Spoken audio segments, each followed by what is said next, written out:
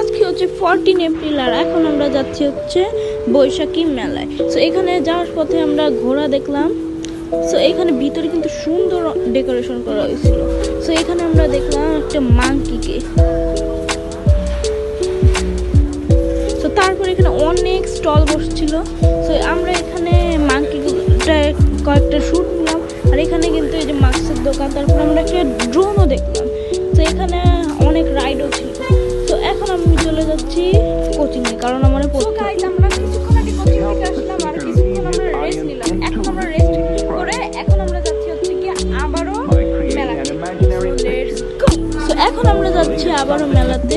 So যাওয়ার পথে আমরা আবার ওই ঘোড়াটাকে দেখলাম। আর রাত্রেবেলা কিন্তু আর ডেকোরেশনটা আরো সুন্দর লাগছিল।